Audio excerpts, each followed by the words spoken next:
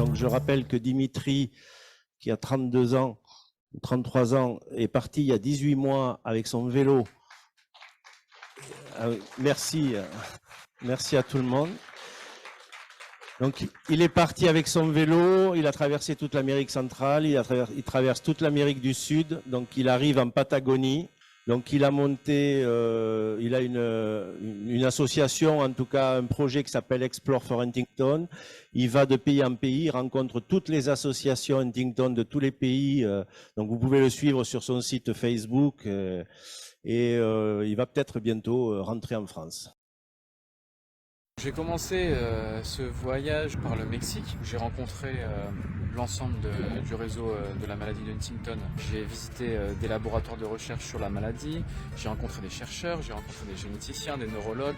Je suis moi aussi porteur de la maladie de Huntington, mais jusqu'à présent toujours asymptomatique. Une telle annonce dans votre vie vous fait complètement changer la vision de la vie. Salut Néo et bienvenue en Colombie, moi c'est Dimitri, l'auteur du projet Explore for Huntington, qui consiste donc à traverser l'Amérique latine à vélo et en autonomie, donc en partant du Mexique jusque l'Argentine, et ce, afin de donner de la visibilité à la maladie de Huntington. La maladie de Huntington, c'est une maladie dite neurodégénérative, c'est-à-dire qu'elle provoque une dégénérescence des neurones dans une partie du cerveau, rare, puisqu'en effet en France on recense qu'entre 6 000 et 8 000 malades. Héréditaire, puisque chaque enfant issu d'un parent atteint de la maladie a 50% de chance d'être porteur du gène défectueux de cette maladie. Et dite incurable, puisqu'à ce jour nous n'avons aucun traitement. Les symptômes principaux de cette maladie sont tout d'abord des troubles moteurs, donc les patients ont des mouvements incontrôlés. Ensuite, on retrouve des troubles cognitifs, généralement des pertes de mémoire, mais également des difficultés à parler. Et enfin, des troubles psychiatriques, donc notamment des hallucinations, de la dépression, des obsessions, beaucoup d'anxiété, de l'agressivité parfois. Mon père est décédé il y a maintenant plus de 20 ans de cette maladie. Dès l'apparition des premiers symptômes, mon père a très rapidement perdu son emploi. Et il s'est donc retrouvé à vivre dans la rue pendant quelques années. Et ensuite, il a été dans différents hôpitaux psychiatriques, donc jusqu'à son décès. Ma sœur, donc elle a développé cette maladie à l'âge de 28 ans. Ça fait 13 ans qu'elle vit avec la maladie. Elle est déjà malheureusement dans un stade avancé. Et elle vit dans son appartement repliée sur elle-même et très dépressive. Et pour ma part, j'ai appris à être également positif, donc je suis moi aussi porteur de la maladie de Huntington, mais jusqu'à présent toujours asymptomatique. Et c'est pour ça qu'aujourd'hui je profite d'avoir la santé, de ne pas avoir encore de symptômes, pour pouvoir justement me battre pour cette cause et vivre donc de mes passions. Donc l'aventure, le voyage, rencontrer des gens, parler des langues. Vous comprendrez que une telle annonce dans votre vie vous fait complètement changer la vision de la vie. Je suis dans un parc qui s'appelle Torres del Paine au Chili, en pleine Patagonie. Et je fais mon possible pour avoir le meilleur réseau, mais c'est pas évident.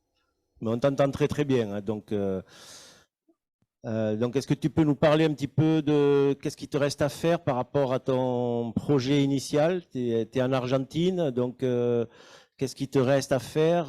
Parle-nous un peu de ton projet. Exactement, donc je me présente, je m'appelle Dimitri Poffet, j'ai 34 ans, je suis originaire de Dunkerque, dans le nord de la France, et j'ai créé donc le projet qui s'appelle Explore for Huntington. Vous pouvez le retrouver sur les réseaux sociaux, je suis passé dans différents médias également, qui consiste donc à traverser toute l'Amérique latine à vélo. Donc je suis parti de Mexico City On te voit maintenant. il y a 15 mois, et aujourd'hui je suis en Patagonie. Donc j'ai déjà fait 15 000 km à vélo. J'ai récolté des dons pour les associations d'Amérique latine et également pour financer une part de mon projet. Et le but de ce projet, c'est donc d'aller à la rencontre de tout le réseau de la maladie Huntington en Amérique latine. Parce qu'il faut savoir que c'est la partie la plus touchée par cette maladie au monde, notamment en Colombie et au Venezuela. Le gène de la maladie Huntington a été découvert au Venezuela en 1993 par une scientifique américaine.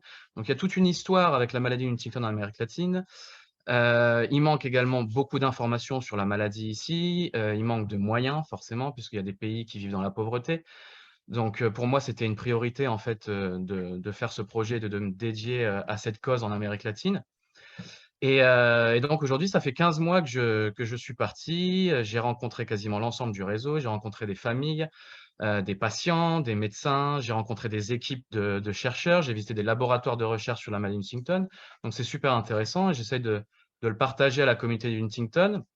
Et l'idée de ce projet également, c'est de connecter, tous les gens entre eux en Amérique latine, avec le réseau que je me crée, pour qu'ils puissent, s'aider les uns les autres, se partager les informations et également les connecter avec, l'association Huntington, européenne, pour encore une fois qu'on puisse collaborer ensemble, et travailler ensemble. Et j'aime dire que, bah, on fait face à une maladie rare en fait, donc la maladie Huntington n'a pas de frontières et on doit tous, travailler ensemble. Voilà l'idée, de mon projet et qui je suis. Est-ce qu'il y a des questions dans la salle pour Dimitri? Il faut que tu saches, Dimitri, que dans la salle, on a Astrid Arnesen, que tu dois connaître, et trois autres personnes de l'EHA. Donc, elle t'écoute. Ah, bonjour Astrid.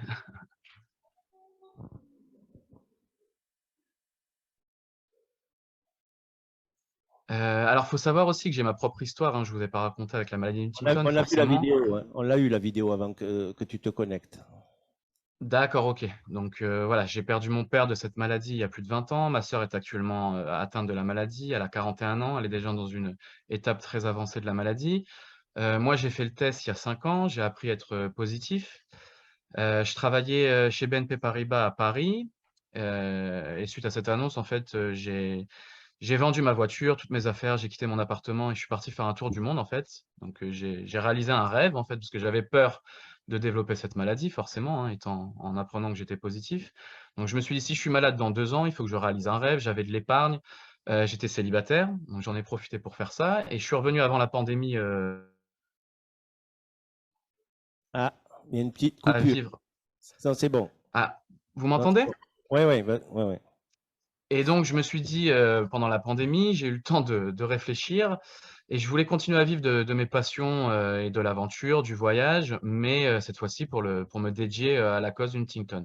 Donc voilà comment, est venue l'idée de créer ce projet et actuellement, donc je suis en train de travailler sur un documentaire. Donc j'ai une entreprise ici chilienne, qui m'aide, qui me finance et on est en train de faire un documentaire on va faire un documentaire en anglais, en fait, pour toucher toute la communauté internationale. On va postuler à des festivals, à des médias et le but est de faire un maximum d'awareness, de visibilité pour la maladie Huntington. Je suis désolé, hein, j'en perds mon français à force d'être à l'étranger.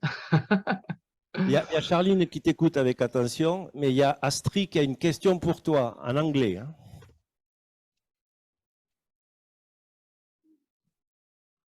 Non. C'est bon maintenant, oui. OK. Can you hear me, Dimitri? Yeah, for sure, I can hear you, Astrid. Hi, how are you to doing? hear you. I'm good, thank you. I'm so happy to be here in Paris. And I wondered, Dimitri, I didn't understand everything you said previously, but can you tell me, did you change anything about your view on Huntington's disease and yourself through this journey? What are your main learnings?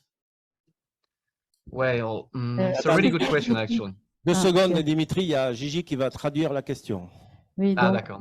Astrid demande si ce que ce voyage t'a apporté depuis le début, si ça a changé ton point de vue sur la maladie. Did you say about your own learning or? C'est bon. À toi, Dimitri. Yeah, so today, like I said, I feel like grateful to be tested positive from Huntington disease because that's why I'm traveling all around Latin America. I'm dedicating myself to those people, to this community. Not too fast, And please. Pas trop vite. Right. Could you say again? So, On tu essaie de es traduire en même reconnaissant? temps. so sorry. Can you answer in French, please? Dimitri. All right.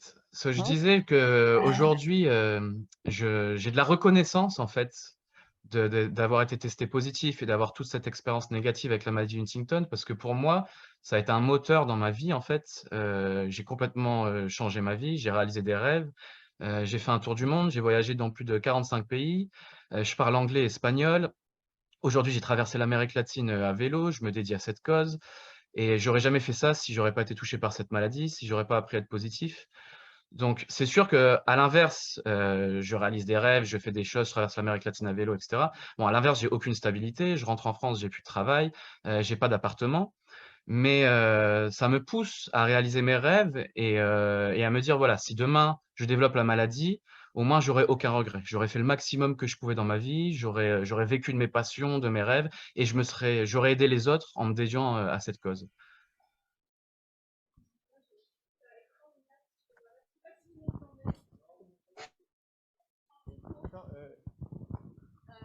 Parce que ça fait 2 fois que j'entends cette expression que je trouve géniale, que vous avez appris à être positif.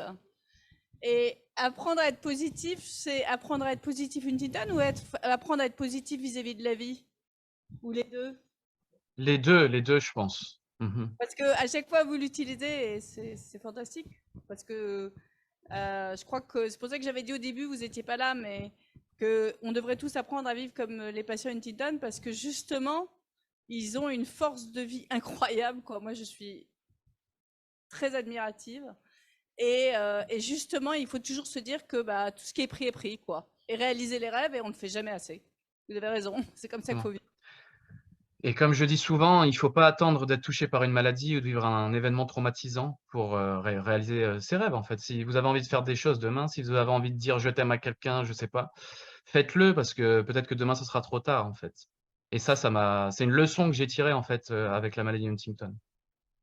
Quel est ton planning là? Tu penses rentrer quand, une fois que tu auras traversé toute l'Argentine? Alors là, je me rapproche, donc de l'objectif final, c'est d'aller à Ushuaia. C'est, comment El fin del mundo. Donc là, c'est vraiment la pointe de l'Argentine, tout au sud. Comme ça, j'aurais vraiment fait, toute l'Amérique latine, à vélo.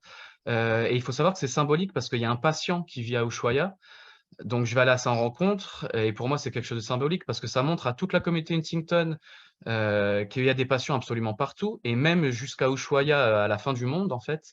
Donc comme on a tendance à se sentir isolé et seul avec cette maladie puisque c'est une maladie rare, pour moi, c'est vraiment symbolique d'aller rencontrer ce dernier patient et après Ushuaia, donc je serai à Ushuaia dans à peu près 3 semaines, 1 mois, il me reste encore 1000 kilomètres. Et après, je prendrai un avion pour remonter à Buenos Aires, la capitale de l'Argentine. Et là, je rencontrerai l'association d'Argentine, des familles, des patients et tous les spécialistes sur la maladie Huntington en Argentine. Et ensuite, j'aurai fini mon voyage. Ben encore bravo, on est tous admiratifs, Dimitri, hein. Merci beaucoup, merci à vous tous. Vous êtes ma force. Et n'oublie pas que l'association est là pour te soutenir et pour t'aider si besoin, donc n'hésite pas à nous solliciter. Merci beaucoup, Marc, c'est très gentil. Bonjour, merci beaucoup de m'accueillir. Désolée de t'avoir squeezé la place, Thomas. Je dois partir après. Donc moi, je m'appelle Charline, j'ai 23 ans, je suis encore étudiante, je suis sur ma dernière année d'école. Et il y a quelques années, je me suis lancée dans des défis sportifs pour parler de Huntington. Donc, mon histoire familiale, pour remettre dans le contexte, je me suis construite dans un chaos familial total, avec justement Huntington pour tabou. Et moi, j'ai appris ce qu'était Huntington sur Wikipédia, personne m'en avait parlé. Et dans ma famille, du côté de mon père, parce que je tiens la maladie du côté de mon père, personne ne m'en a jamais parlé. Et en fait, quand papa a développé les premiers symptômes, je reconnaissais ce que j'avais lu sur Wikipédia, mais du côté de la famille de mon père, personne ne voulait en parler, personne nous en parlait, et on nous laissait dans la solitude la plus totale. Et à la suite d'une énorme dispute familiale où je leur ai dit ce que je pensais, et je leur ai dit à quel point ils étaient hypocrites de nous demander pendant les repas de famille si on allait bien, alors que le reste du temps, ils n'étaient pas là. Ils m'ont gentiment dit de partir et qu'ils ne voulaient plus jamais me revoir. À la suite de ça, je me suis dit, bah, très bien, si vous ne voulez pas parler de Huntington, moi je vais aller en parler sur le toit de l'Europe, et j'ai décidé de partir monter le Mont Blanc. Donc ma première expérience, mon premier projet sportif, ça a été une réponse à cette querelle familiale, et ça a été tout simplement un cri du cœur, et j'avais besoin d'aide à ce moment-là, et j'allais le demander comme ça dans les médias. Voilà, c'était une initiative personnelle, et je cherchais l'aide partout où je pouvais l'avoir. Et à la suite de cette initiative-là, les résultats ont été hyper positifs. En fait, j'avais reçu tout ce dont j'avais besoin, du soutien, des messages de gens qui étaient aussi concernés par cette maladie, des témoignages qui ressemblaient aux miens. Et voilà, là où la maladie nous isole complètement, pour la première fois, je me sentais soutenue et entourée par les bonnes personnes. Et de fil en aiguille, j'ai développé ces projets-là. Ces projets se sont poursuivis chaque été, se sont répétés chaque été. Et j'y ai impliqué mon frère, qui a 4 ans de moins que moi. Donc à l'époque, j'avais 18 ans, donc lui en avait 14. 15 ans par la suite, et on est parti traverser la France à vélo en une semaine, donc de Caen jusqu'à Marseille. Et ça a été de nouveau hyper positif, parce qu'on observait le même phénomène. C'est aussi cette année-là où j'ai fait les tests de la maladie, où j'ai appris que j'étais porteuse. Et un peu dans le même discours qu'a pu faire Dimitri, en fait, ça n'a pas du tout été, ça n'a pas été accablant pour moi. Ça a construit mon identité. Je pense que c'était une réponse que j'attendais depuis des années, depuis que mon père avait développé les symptômes. C'est une réponse que j'attendais, parce que je voulais pas faire subir la même chose à mon entourage que mon père nous a fait subir, parce qu'il était complètement dans le déni de cette maladie. Ça faisait des années, moi, que je m'étais dite que je voulais avoir les résultats, et le jour où je les ai eus, ça n'a pas été quelque chose d'accablant. Je vais pas dire que j'étais heureuse d'être porteuse, mais au moins j'étais fixée sur le temps qu'il me reste à vivre, entre guillemets, du moins ce qui m'attendait. Et donc d'un simple projet sportif à la base, en est devenu une cause et un combat régulier qui s'est finalement développé d'année en année. Donc l'année qui a suivi, on a fait une course de 200 km en 48 heures, donc Caen-Paris. Enfin, quand je dis Caen, c'est pas Caen, c'est Saint-Pierre-sur-Dive, mais comme personne connaît Saint-Pierre-sur-Dive, c'est Caen. Donc du coup, une course de 200 km en 48 heures. L'année qui a suivi, on a traversé l'Europe à vélo en 2 semaines, d'Espagne jusqu'en Norvège, donc 3000 km en 2 semaines. Juste pour donner un ordre de comparaison, le Tour de France, c'est 3000 km en 21 jours. Donc on a fait ça en 1 semaine de moins. On va moins vite, mais... on va quand même moins vite, mais... au moins c'est parlant. Et donc voilà, donc ça a quand même eu un impact très positif de manière générale sur ma famille, parce que du chaos familial d'où on est parti, aujourd'hui, on s'est vraiment rapproché de notre famille. Parce que en fait, les membres de la famille du côté de mon père, même si il y a toujours cette distance qui existe par rapport à la maladie, au moins ils s'intéressent à nous par rapport à nos défis sportifs. Et indirectement, à nous directement. Parce qu'en fait, dans le petit village où ils habitent, ça parle forcément, parce qu'il y a dans la presse, etc. Et donc, je pense qu'il y a des gens qui leur demandent comment on va. Et je pense qu'ils ne le savent pas vraiment, mais ils doivent faire semblant de savoir. Et du coup, finalement, ça a fini par nous rapprocher, jusqu'à l'année dernière, qui a été vraiment le défi qui a structurellement changé complètement les objectifs de l'association et nos relations aussi avec notre famille. C'est que l'année dernière, on a impliqué notre papa dans le défi sportif. Jusqu'alors, il était très peu impliqué, et d'ailleurs, je ne sais même pas s'il a vu tous les articles de journaux et les présentations à la télé, parce que je lui montrais pas, en fait. Comme papa était dans le déni de sa propre maladie, c'était assez difficile pour moi de lui montrer que je parlais de lui comme quelqu'un de malade. Donc l'année dernière, on lui a proposé de venir avec nous faire le Kilimandjaro, le plus haut sommet d'Afrique, quasiment 6000 mètres. Et donc il a été emballé par l'idée, et de là, il a complètement changé sa relation à la maladie. Il a fallu qu'on prenne quelques précautions pour être sûr que tout était OK niveau d'un point de vue médical, et donc on a fait un check-up complet de papa, chose qu'il n'avait jamais fait de sa vie entière. Et ça a été hyper positif, parce que la semaine qui a suivi l'annonce qu'on lui a faite de venir au Kilimandjaro avec nous, il y a son orthophoniste qui m'a appelé et qui m'a dit mais Charline, c'est une idée incroyable, c'est la première fois en 6 ans de suivi qu'il accepte de se faire suivre, et qu'il a un comportement où il accepte de se faire aider dans le suivi d'orthophonie. Et voilà. Et de là, en 1 an et demi, depuis ce jour-là, on a mis en place aide à domicile, infirmière, taxi, kiné. Et ça, en 1 an et demi, alors que ça fait des années qu'il a développé les symptômes. Et voilà, il est monté en haut du Kilimandjaro. Je suis désolée, je vous spoil, mais il est monté en haut du Kilimandjaro. Donc on était 30 à faire l'ascension, des gens qui nous suivent depuis des années, des amis, de la famille. C'est celui qui on est 3 à ne pas avoir eu le symptôme du mal aigu des montagnes, et il en faisait partie des 3.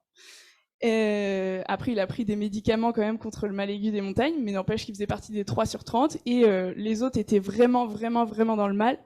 Et ce qui les faisait tenir, les autres, c'était de se dire que papa marchait plus vite qu'eux, qu'il y arrivait mieux qu'eux. Et ils n'ont pas craqué pour ça, ils nous l'ont dit à plusieurs reprises. On avait quand même pas misé sur lui, mais c'est quand même lui qui est arrivé en meilleure forme au sommet. Donc voilà notre histoire, et maintenant notre objectif, donc c'est ça un peu l'idée que je veux faire passer, c'est que d'une simple initiative sportive où on voulait faire parler de la maladie en faisant un gros titre avec mon frère, en fait on a un peu changé notre orientation. Maintenant, on a compris que le personnage principal de tout ça, c'est papa. Et lui, ça lui permet de mieux vivre avec cette maladie. Et on a complètement restructuré notre famille. Enfin, maintenant, je vais pas dire que bisounours, famille, tout ça. Mais n'empêche que on vit beaucoup mieux avec notre famille, avec beaucoup plus d'harmonie. Et désormais, on veut faire nos prochains défis. Donc, le prochain défi qui sera cet été, le 17 juin, on va faire un triathlon avec papa. Et maintenant, on n'envisage plus nos défis sans papa.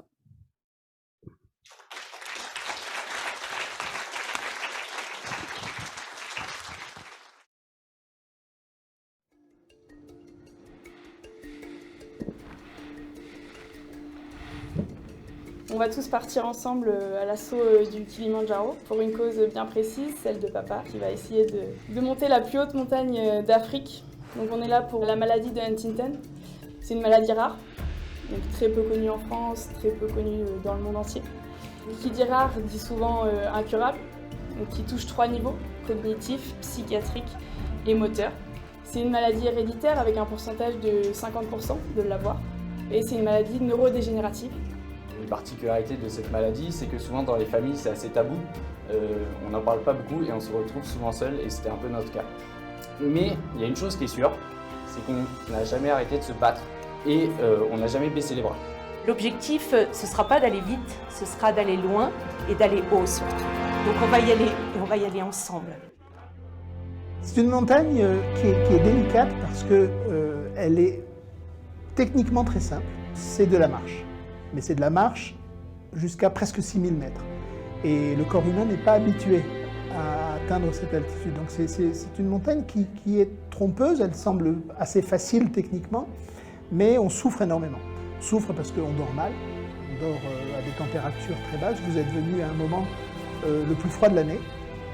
C'est difficile, c'est une montagne qui est dure. Et c'est une montagne qui est dangereuse.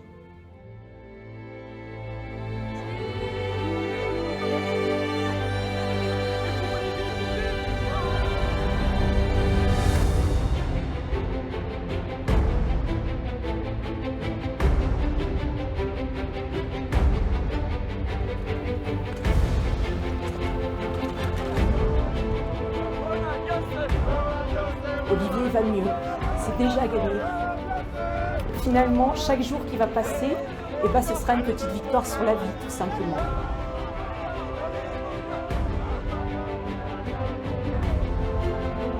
Les gens lui parlent pas comme un handicapé. Et ils retrouvent son sens de l'humour, ils retrouvent sa parole, ils retrouvent tout. C'est complètement fou. Je pensais pas du tout le revoir un jour comme ça.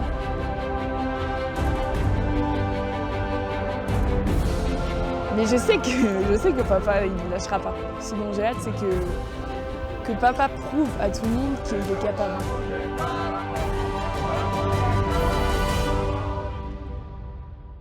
Utesema jambo bwana, habari gani? Nzuri sana, wageni, mwakaribishwa Kilimanjaro. Hakuna matata.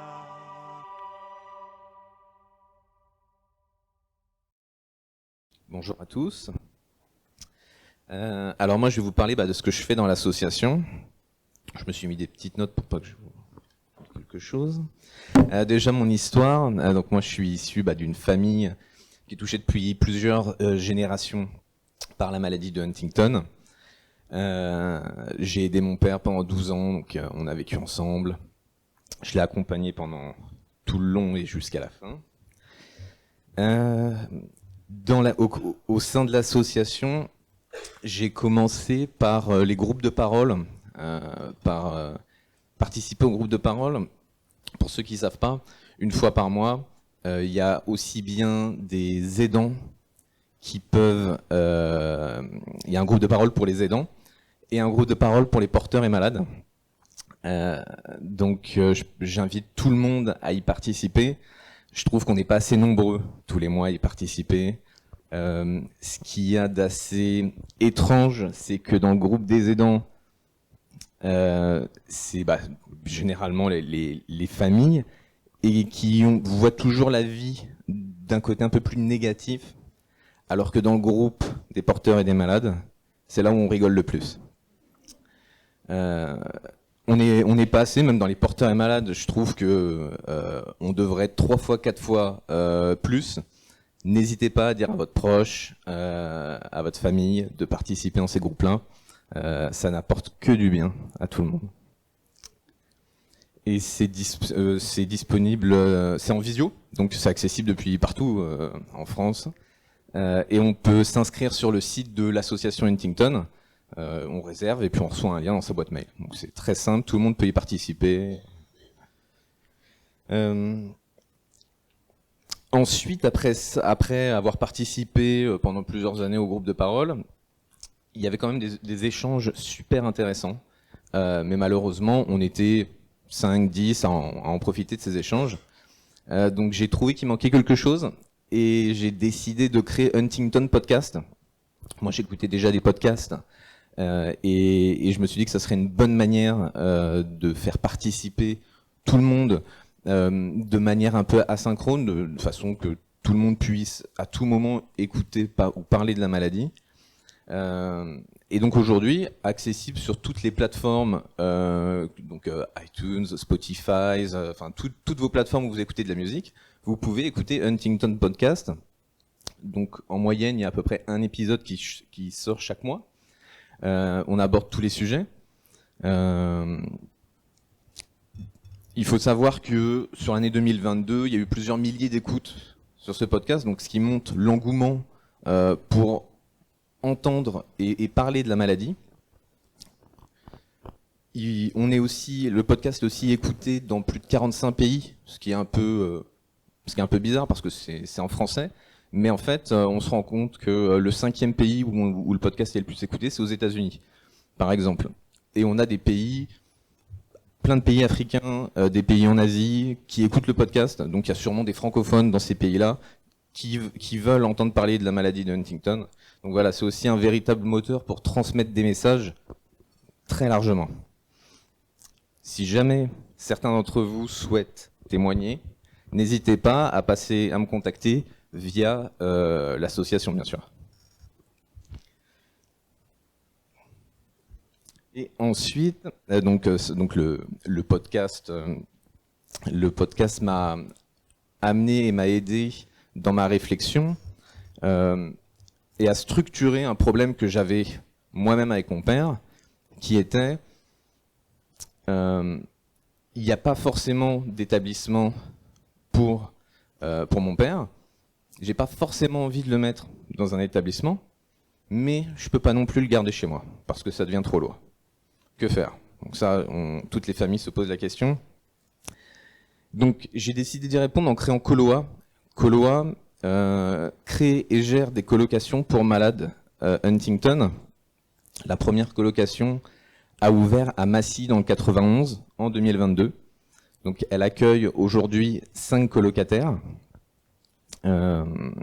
C'est une colocation, pour vous imaginer, qui est dans un immeuble d'habitation assez classique. C'est en rez-de-chaussée, donc c'est un grand appartement dans lequel il y a 6 chambres, 5 chambres pour les colocataires et une 6e chambre pour l'aide de vie qui reste la nuit. Donc les 5 colocataires peu importe le stade de la maladie, ils sont suivis par une équipe d'aide de vie. Donc pour le coup, là, il y a 6 aides de vie qui se relaient 24 heures sur 24 et 7 jours sur 7 dans la colocation. Et il y a une responsable de maison qui est là à temps plein, 35 heures par semaine, et qui aide à coordonner, à manager et à superviser la colocation. Donc c'est très très bien, je suis très content du projet. Au niveau de l'équipe, contrairement à ce qu'on peut entendre, elle est très stable, l'équipe. Au niveau des colocataires, c'est la maladie Huntington, donc je ne vais pas vous dire que tout va bien, mais tout va bien quand même. C'est-à-dire que les problèmes, on les règle. Et voilà. Donc, ça a été ouvert en 2022, donc ça fait quelques mois, ça fait pas tout à fait un an. La plus jeune a 41 ans et le plus âgé a 62. Voilà. Donc il n'y a pas vraiment d'âge, il n'y a pas vraiment de critères d'âge. Le colo a été pensé pour accueillir tous les stades de la maladie, hors hospitalisation où là il y aurait besoin d'hospitaliser, mais sinon Coloa peut répondre et a le matériel pour accompagner les malades jusqu'à la fin.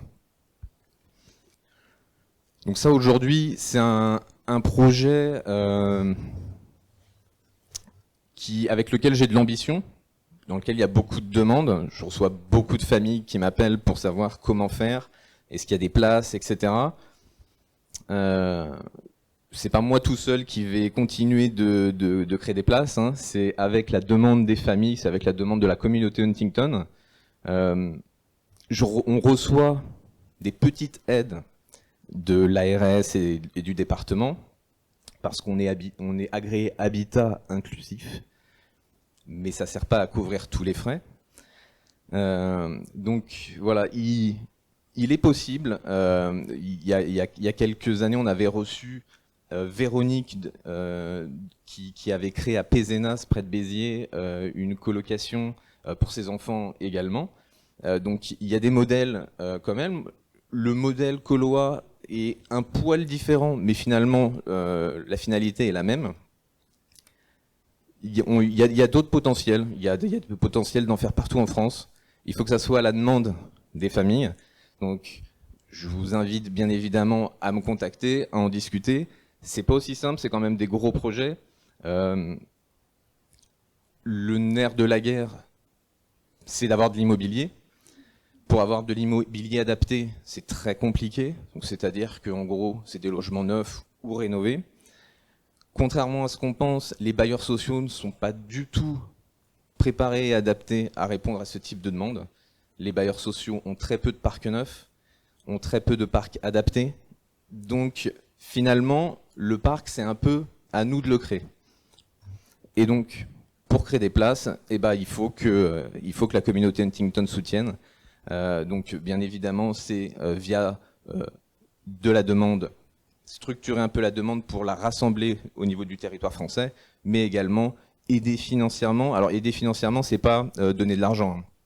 C'est aider Coloa en lui prêtant de l'argent à obtenir un crédit bancaire pour pouvoir créer de nouvelles places. Voilà.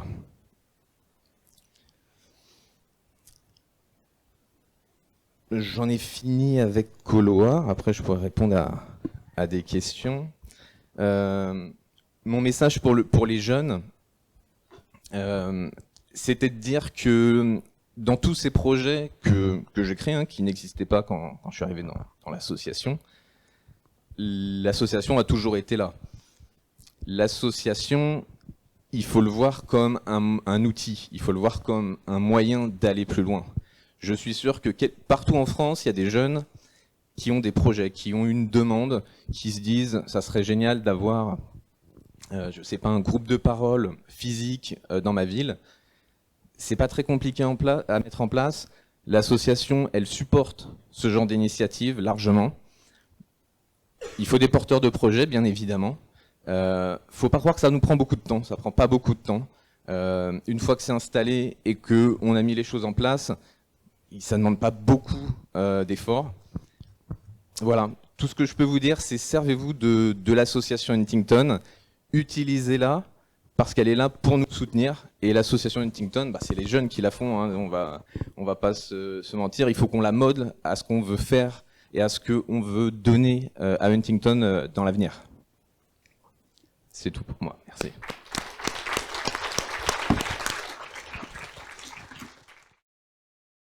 Thank you. I didn't understand all you said. I heard you said HDYO, so the youth organization for Huntington's disease. It's a global organization, and it's amazing in the respect that it's the only organization that reach out to young people, individual people. I just need to translate, right? Not too fast. So you said that maybe Astrid a dit dès le départ qu'elle n'avait peut-être pas compris tout ce qui avait été dit. On a essayé, Rosanna qui est à mes côtés et moi donc de chaque côté de traduire l'essentiel. And what else did you say? Please come here. It's strange to have the translators behind me. Hello. Merci beaucoup. So, Mark introduced me and said I should speak about HDYO, so the youth organization. C'est Marc qui a présenté Astrid et en lui demandant de parler de HDYO, young, what is it for? Young disease, yes, for young people. Last time it was in Glasgow. It's often in Glasgow. Yeah, so it's an organization, it's the only one, global organization, reaching out and connect young people, individual people from all over the world. Donc, c'est la seule organisation au niveau global qui connecte les jeunes. Merci. Voilà. On va y arriver. So I'm not really from HDYO because I work with them, but I'm here also because I'm the president of the European Huntington Association. Donc Astrid ne fait pas directement partie de HDYO, mais elle travaille avec eux et elle est surtout présidente de l'EHA, European Huntington Disease. And I'm here with my friends and colleagues from the board, Filipa from Portugal. Hello. Danuta from Poland and Giorgos from Cyprus.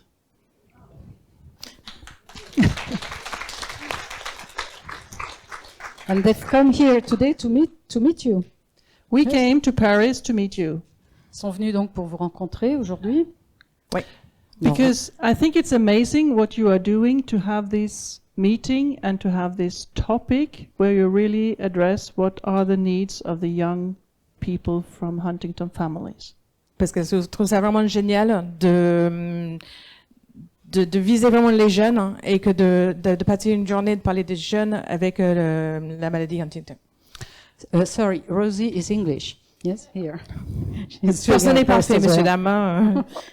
She's sorry about it, but... Because I grew up in a Huntington family. Astrid a grandi dans une famille Huntington. And I needed to understand what was going on in that family. Elle avait besoin de comprendre ce qui se passait dans cette famille. Because we didn't speak in my family. Tout comme nous l'a dit Charline, donc on n'en parlait pas dans la famille, comme c'est souvent le cas. So I needed to understand and I needed to learn about the disease. Elle avait besoin de comprendre et apprendre par rapport à la maladie. And I needed to relate to my own being at risk, all the life choices I needed to do. Donc elle avait aussi besoin de comprendre vraiment les risques et de all the life choices you make with partner. Et de réaliser tous les choix qu'elle allait devoir faire dans sa vie. And luckily for me, there was an association in Norway. Donc elle avait de la chance qu'il y avait une association en Norvège that organized seminars where I could meet other people in the same situation. Et d'organiser donc des séminaires où elle pouvait rencontrer d'autres personnes dans d'autres associations. And where I could speak with professionals who knew what Huntington's was about. Et elle pouvait parler avec des professionnels qui savaient ce que c'était la maladie d'Huntington's. And for me, I was 19 at the time. It was a life changer. Donc, elle avait 19 ans à l'époque et donc ça a été un véritable changement de sa vie. And I think that's why I'm engaged still in the association, and I try to do my best, and we all try to do our best to connect people and to support people and to empower ourselves. Donc c'est la raison principale pour laquelle elle est toujours engagée dans l'association au niveau européen, pour pouvoir faire connecter les personnes avec d'autres personnes et qu'il y a vraiment cette entraide entre tout le monde d'ici. Because the European Association did a survey where we asked the people at risk or knowing their gene status but being pre-symptomatic, we asked them. Nous avons fait une enquête pour connaître les personnes à risque. Hein, knowing their gene status but being pre-symptomatic. Oui, ou qui étaient présymptomatiques. Oui. So they responded that they lack information about Huntington's disease and about research. Et donc en réponse, c'était vraiment le manque de recherche et d'information. Merci. And they also answered that they feel a little bit detached, so not connected to the associations. What did they? Oui, voilà. Not enough. Yes. Yes. So detached to the association. Right. And they also responded that they feel that they have problems to get in touch with professionals. Et ils n'avaient pas accès en fait pour pouvoir contacter des professionnels. And and lastly, they have really expressed psychological or need for psychological support. Et ils ont aussi exprimé un besoin de soutien psychologique. And I think this is also where the HD Youth organization comes in, because they really facilitate meetings between young people. Et donc l'association HDYO qui va faciliter pour les jeunes de se mettre en contact et pouvoir avoir les mêmes ressources. And they also, as you do here, but they also provide a lot of information that's really, easy for lay people to understand. Oui, et ils fournissent aussi des informations qui sont faciles à comprendre. Yes. And we do something of the same in the European Huntington Association, and Filippa Julio is a project manager for a project called Moving Forward. Filippa est project manager, donc directrice de projet pour un projet qui s'intitule Moving Forward, qu'on a traduit par aller de l'avant. Hein, voilà. And Moving Forward is really about reaching out to people being at risk or pre-symptomatic or gene negative. Moving Forward, c'est un projet pour, alors j'ai changé, pour atteindre les personnes at risk or pre-symptomatic. Could have come. And to understand their needs and to communicate with them to meet their needs and see how we can support. Et de comprendre les besoins et pouvoir les soutenir. And we think that some of the things you are doing here in France would be really valuable for the international community, European community, to connect with you. Et nous pensons, et c'est un peu la raison de notre présence ici aujourd'hui, que ce qui se fait ici, donc, est un bon exemple pour rester connectés ensemble. And we can learn from each other and maybe be even better. Voilà, apprendre des autres et rester en and connexion. Stronger together. Yes. Stronger together, c'est-à-dire n'oubliez pas de prendre ces badges qui sont à la sortie, apportés par Astrid, plus fort ensemble, bien sûr. So that's really one thing we do. Another thing we do, and I think what you have talked about today is so important. How do we cope? How do we live our lives? What do we do? But also, what we can do together is to make sure, or do what we can to improve how the future will be. Donc l'important d'aujourd'hui, c'est de comprendre comment gérer la situation, mais aussi améliorer ce qu'on peut faire pour l'avenir. And we can do that in many ways, and we do in a collaboration with HD Youth Organization and the International Huntington Association. We have a partnership called HD CAB. Alors ils ont aussi un partenariat, puisqu'il y a différentes façons de le faire, d'être restés connectés ensemble, un partenariat avec HD CAB.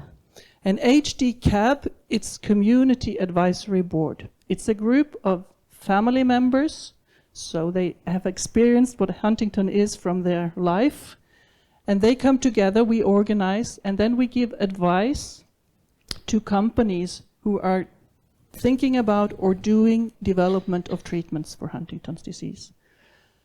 Okay.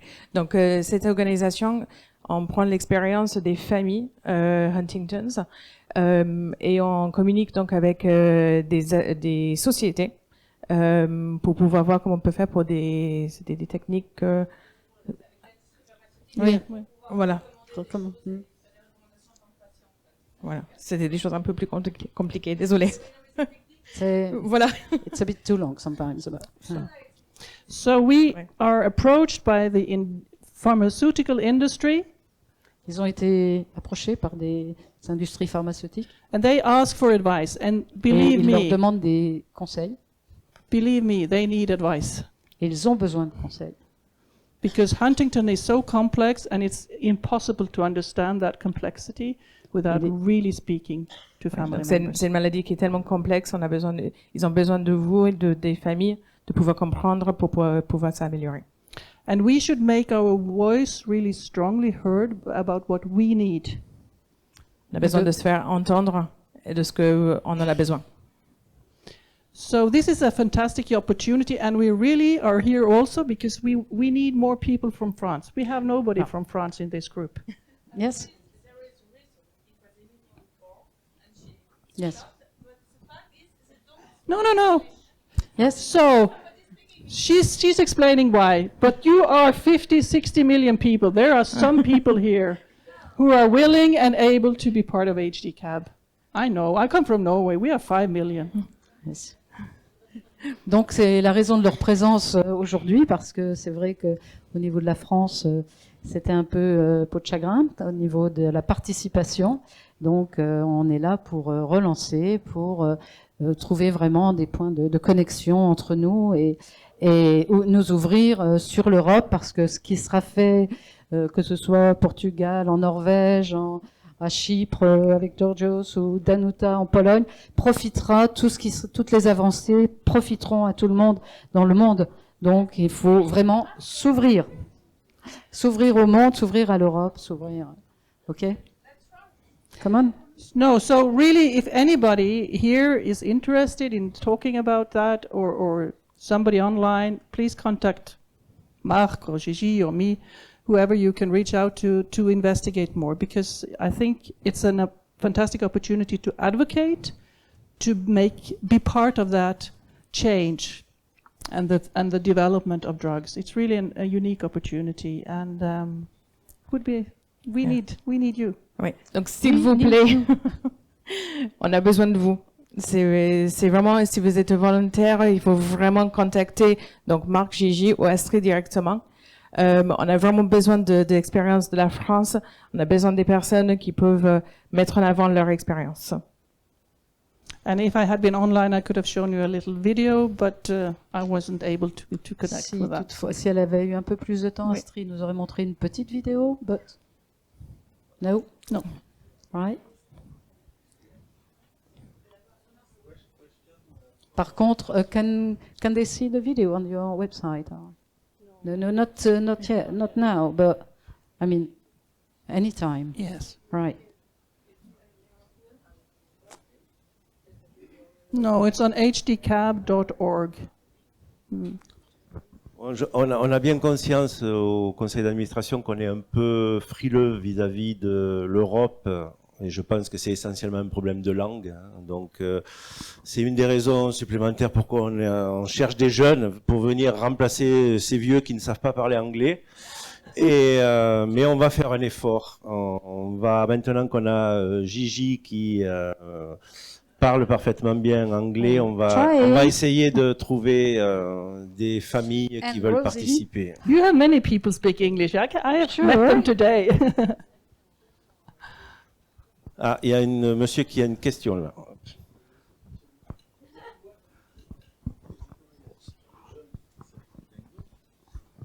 Je me posais la question, et j'en parlais à mon fils. Ding Dang Dong avait vocation à s'adresser à des jeunes. Je ne sais pas s'il y a quelqu'un d'ici et avait l'air actif. Bon, on s'est pas rapproché, mais pourquoi cette association est moins active? Elle a vieilli ou je ne sais pas.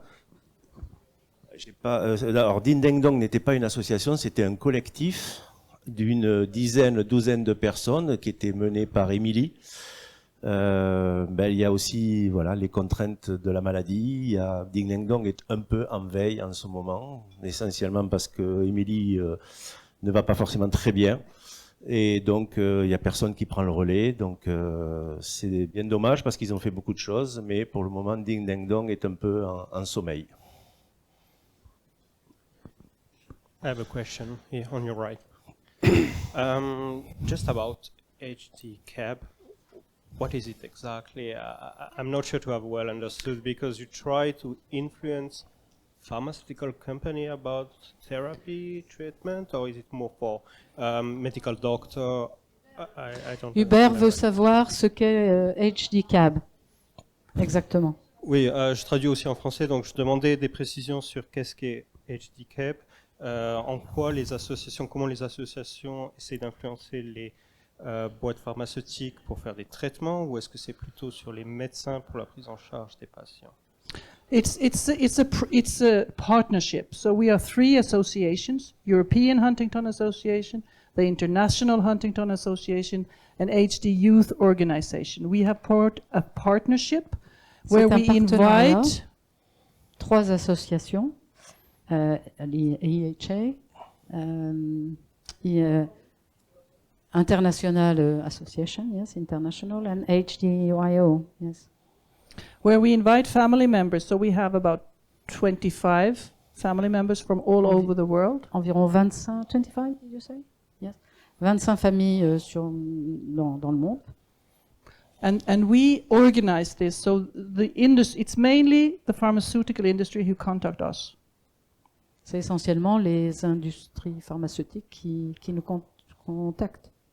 And we set up a meeting where we can discuss whatever where they are in their trial, or what they want to discuss and need input on. Et ils discutent de... again, please. So we set up a meeting. Yes, ils organisent un meeting. And they can come with questions about what can people really in a trial manage in terms of how much we ask of them to come in to visits, or what kind of investigations we will do. Si donc ils sont dans un essai, s'ils sont sur toute la partie clinique de la maladie. Voilà.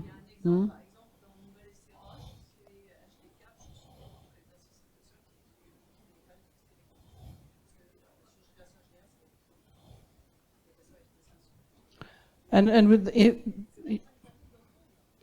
oui, c'est un groupe. Donc en fait, il faut un volontaire en France, mais you got few volunteers. You got one volunteer behind me, so that's done. Lucie. We could have 2. Absolutely.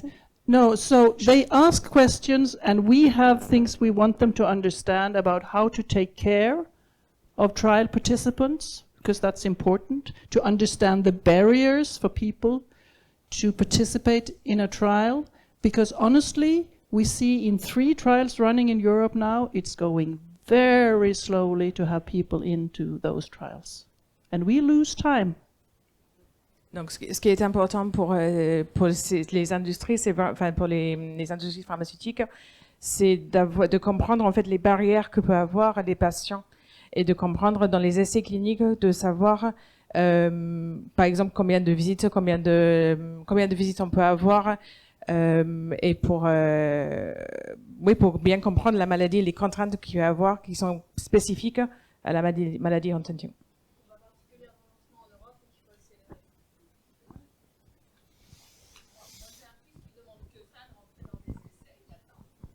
Eh bien, on va donner ses coordonnées.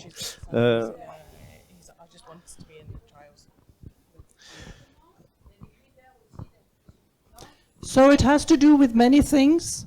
It has to do with collaboration between the clinics doing the trials and the associations to share knowledge and information, and to build the bridges to see how can we have the people who are able to participate in a specific trial, how can we get them as soon as and efficiently in as possible. Donc il s'agit malheureusement de beaucoup de choses, beaucoup d'éléments qu'il peut avoir par rapport à la possibilité d'avoir telle passion ou d'autres avec tels essais.